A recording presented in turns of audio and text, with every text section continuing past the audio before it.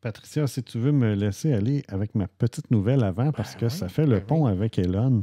Ma petite nouvelle, c'est Boeing envisage de mettre fin à ses activités spatiales. Je ne sais pas si tu savais ça. Ouais, ben là. Mais là, suite à le débâcle Je avec... peux te dire une expression de merde, Patrice? No shit! Oui. No shit! Puis avec Elon qui domine outrageusement la partie de satellitaire et aussi la partie de navigation vers la station spatiale. Les 3-4 petites erreurs qu'ils ont vécues, là, genre des portes d'avion qui s'échappent, puis des... Ouais, fait que Boeing est en position de prendre une décision importante parce que, ils ont des problèmes avec le projet spatial. Deux, ils ont aussi des problèmes avec la partie d'avion. Ils ont des problèmes de qualité.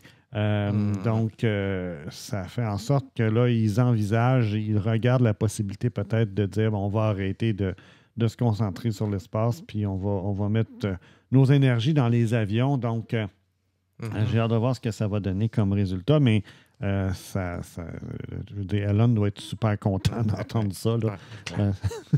On a fait une émission en passant qu'on va falloir qu'on dépose, dans laquelle on explique toute l'histoire de Boeing, comment ça a été... Oui. Donc, vous pourrez regarder dans notre liste de lecture, notre playlist Sciences et Astronomie. Si ce n'est pas déjà là, ça sera ajouté éventuellement. Alors, on est en train de les ajouter au fur et à mesure. De ton côté, Patricia.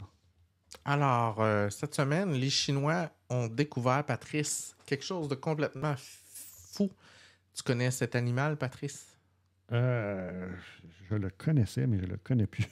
C'est un tardigrade. C'est ça, ouais, OK. Aussi communément appelé l'ourson d'eau. C'est un animal qui est un peu plus petit que, de mémoire, là, c'est quelque chose comme entre 1 et 2 mm. C'est très, très, très petit. Ah, c'est tout petit. Et ça fait partie de la famille des extrémophiles. Donc, cet animal-là, Patrice, peut être desséché. Quand je dis desséché, là, c'est sec de sec. Là. Asséché. Asséché, là, pendant des milliers d'années. Tu lui mets une petite goutte d'eau puis il revient en vie. Il peut être congelé pendant des milliers d'années. Tu le réchauffes, il revient en vie. Tu peux l'envoyer dans le vide spatial pendant 2 semaines puis il va survivre. Wow. Tu peux le bombarder de doses de radiation 3 à 4 000 fois supérieures à ce qu'un être humain, ça y prendrait pour le tuer, puis ça y fait rien. Fait que tu comprends que cet animal-là est intéressant du point de vue de la recherche. Et là, les Chinois ont étudié un peu qu'est-ce qui se passe, pourquoi il y a cette capacité-là de se régénérer après avoir été atteint par une dose de radiation aussi forte. Et ils se sont rendus compte qu'il y avait des déclencheurs génétiques.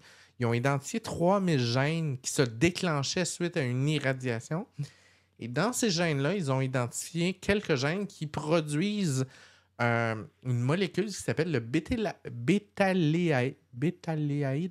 Je le prononce pas bien, mais c'est une molécule, un antioxydant qui, dans les cellules, permet aux cellules de manger, guérir, rattraper tout ce que la cellule éjecte comme cochonnerie une fois qu'elle est blessée par des radiations.